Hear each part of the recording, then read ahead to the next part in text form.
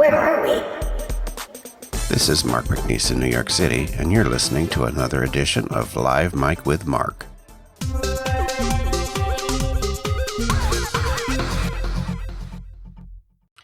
Welcome to the podcast. This is Mark in New York, of course. It says that in the beginning. And welcome to another Live Mic with Mark podcast. My guest is a returnee, a recurring regular guest that I've had over the last couple of years. It's Cathy McNease, who is a nationally certified herbalist and a practitioner of traditional Chinese medicine. Hello, Cathy. Hi, Mark. You're all the way in Ojai, California. How is it there? It is a gorgeous day. It's probably 70 degrees. I was out gardening. So many flowers blooming. It's really beautiful. It's a nice day here, but a little muggy, a little bit humid, but it's okay. I'll survive. Now, the topic tonight is the role of inflammation in illness and aging. So let's just dive right into that. Because I think a lot of people don't realize that inflammation is an underlying cause of many ailments. So let's talk about that. Of course. Inflammation is probably one of the most important, biggest predictors of how our body ages. The more inflammation we have, the more health challenges we typically will present with. So any of the illnesses that end with itis, gastritis, arthritis, gingivitis, colitis. Itis means inflammation. Oh, okay. So before those diseases have presented with a name, there was probably some degree of inflammation or irritation going on in the tissues. And there's so much that we can do diet and lifestyle wise to address inflammation. This is one of the things we have a lot of control over, is what we put in our mouth and our activities. So there's a lot that we can do for inflammation. One of your readers or listeners had posed a question on the last podcast about inflammation, and I want to be sure to answer that question before I go any further. And I think the question was, he mentioned that he was using garlic as an anti-inflammatory herb, and was that sufficient? The question was that sufficient, or would it be a good idea to do more than one? Mm-hmm. Inflammation is such a big problem underlying so many health imbalances that I would suggest the more the better. Most of the fruits and vegetables, the colorful fruits and vegetables, are going to have anti-inflammatory properties. So I would not rely on only garlic. I would use several. Turmeric would be another one that you could easily put into the diet. So colorful fruits and vegetables would be another way to get an assortment of anti-inflammatory foods. Okay. So as I'd mentioned before, lifestyle in sort of the way we manage our diet.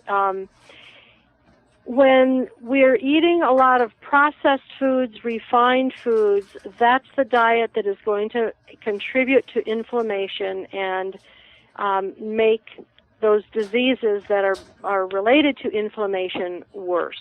Mm-hmm. So when I'm advising patients that have inflammation, usually inflammation presents with pain or swelling. So pain or swelling, and think about different places in the body that might present, and inflammation is probably at the root of it.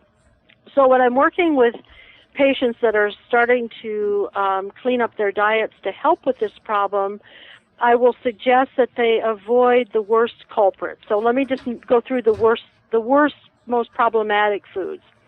The unhealthy fats, so deep fried foods, trans fats, too many processed foods, like fast foods are deep fried. So that's one important area to reduce as much as possible. Denatured grains, so white flour products, create inflammation. Sugar is way up at the top of the list in terms of its inflammatory process and what it creates. And then artificial colorings and additives. will contribute to inflammation.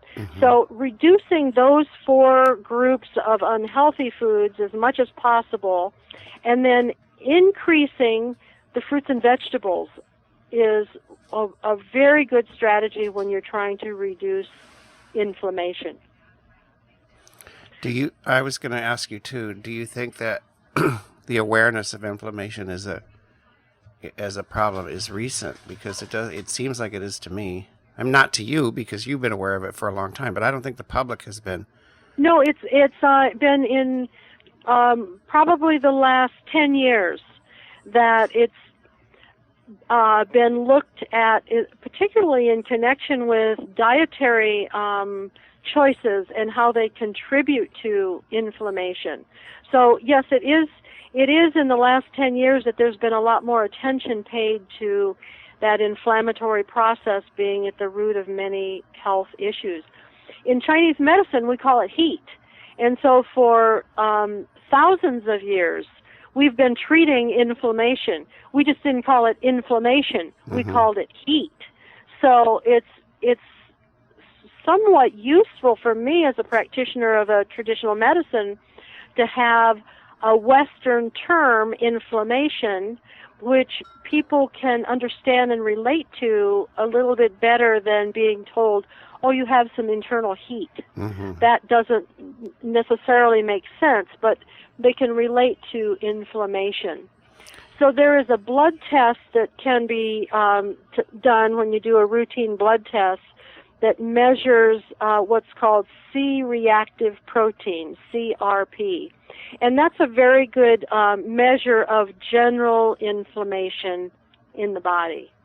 It sort of gives you an idea of where you are. And the lower the number, the less inflammation you have in the body. If you have not done blood work, but you have either a lot of pain or swelling, guaranteed you have inflammation, as that's the result when we have an inflammatory process. I'm just sitting here wondering off the top of my head if there's some correlation to emotional inflammation. Because I'm a hot person. Yes, exactly. I just feel like my emotions are inflamed a little more than I would like them to be. Yes. And in Chinese medicine, we don't separate the emotional being from the physical being, from the mental being. They all are part of the same being. So if we are inflamed and it's causing our joints to hurt, that same inflammation may be agitating the emotions in the nervous system.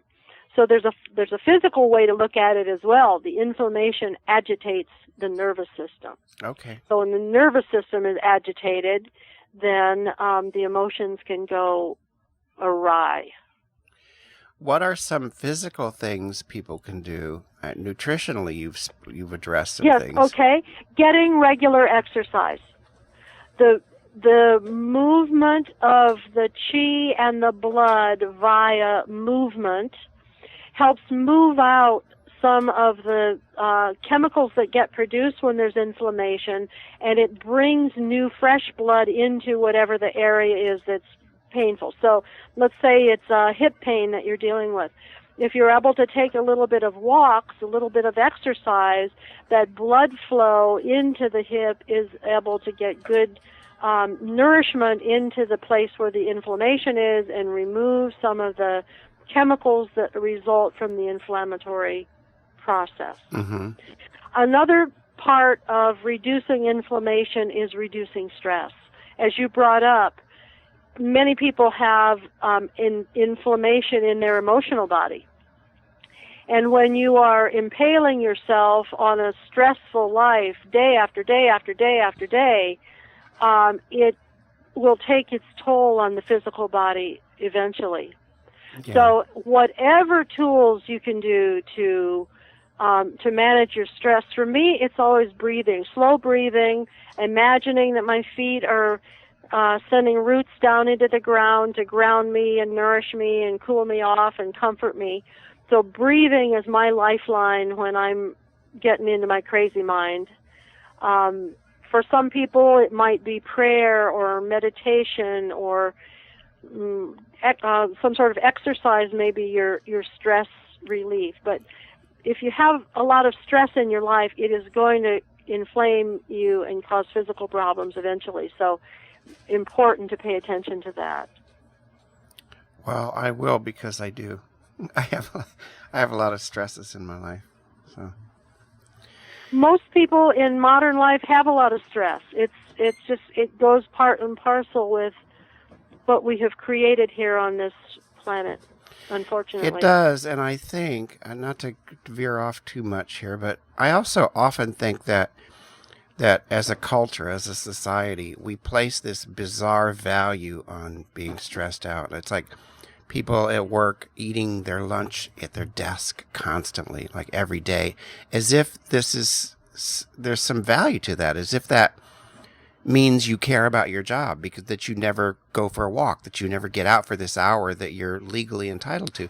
And I see it in so many ways where even with technology, with the iPhones and people getting into elevators they can't even ride 3 floors in an elevator without taking out their iPhone. It's like they can't deal with human contact that isn't distracted with all of these stressful things. And it's just a bizarre value system to me. I don't understand it. I'm part of it, certainly, but I hope I'm making some sense here. It's like, why do we think that there's some meaning to being stressed out, like some good meaning? There's benefit. There's no benefit to being stressed out. It's just going to put you in an earlier grave. I suppose often we feel powerless to change the stress. So if you can write something in the story that makes it worthwhile, you're showing that you have good work ethic. You're showing that you're serious. You're showing that you really mean what you're doing. You know, if you write some sort of line in that, maybe it makes it more tolerable that you can't change it, but it really doesn't.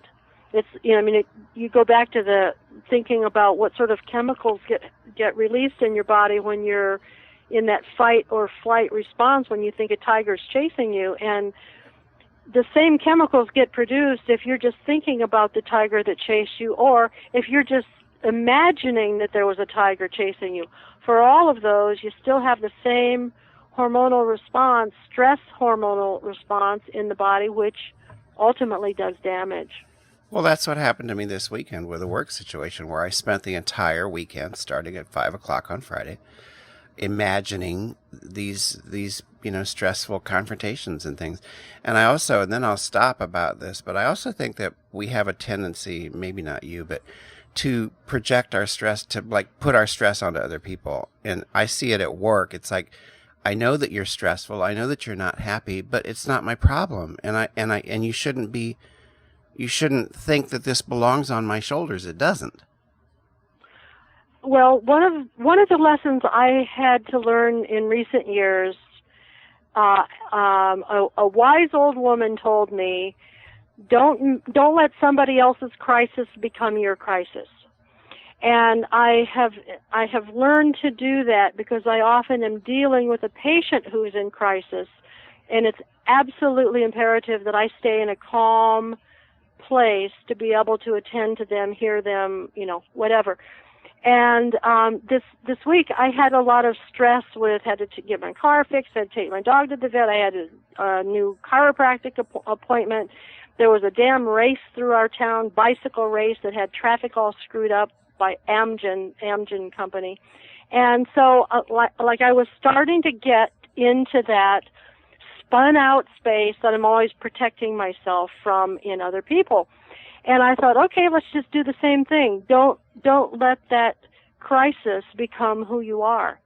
And I sat down and just started breathing, and before long, the busyness in my head was a bit relaxed. So I was able to go through all of the same details of the week that had to be done, but not edgy about doing it. It was really quite useful. Yeah. But it's difficult in a work situation when you have, I don't know about you, but I've had bosses from hell, and it can be really challenging when you have to keep your mouth shut and not say what you really would like to say. have had that experience, and it's you just keep your eye on the prize, which is whatever your retirement. For me, it was I loved my students, I loved the medicine, and I loved teaching. So I had to just not pay so much attention to the administration and the frailties that I saw there. Yeah. But it's hard in a work situation, I know. Yes. Now, do you have any more thoughts about... Oh, I just want to mention there's a few simple teas that people can use that are anti-inflammatory. Turmeric, I'd mentioned before, is a wonderful herb to be cooking with, and you can also get it in capsules. Great for inflammation of many different types. But a few of the teas that are useful for inflammation are peppermint tea, fresh ginger root tea. That would be a really good one for people with joint pain. Chrysanthemum flower tea, chamomile tea, and holy basil tea. That holy basil would be especially good for that inflamed emotional state. So rotating around on those may be a good choice in using some anti-inflammatory teas. And then again, more colorful fruits and vegetables can help no matter where the inflammation is. Excellent.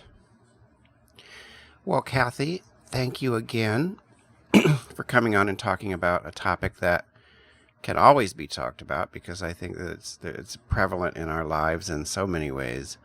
And yes, as I get a little older, I start to have inflammation in my knees and here and there and everything. So it's really good to know that what it is and what it can cause and how to treat it. So thank you very much. We'll be back in a few weeks with another wonderful topic with Cathy McNease. And you just enjoy the wonderful Ojai weather. I'm doing it. Okay. Bye. I'm going back to the garden. All right. See you. Bye.